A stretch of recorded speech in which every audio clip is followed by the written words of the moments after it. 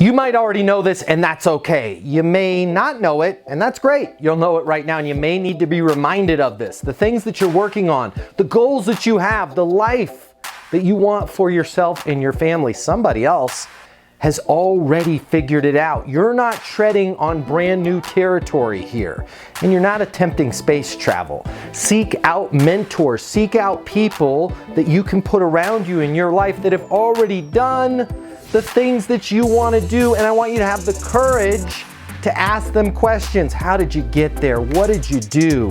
What would you do if you were in my scenario?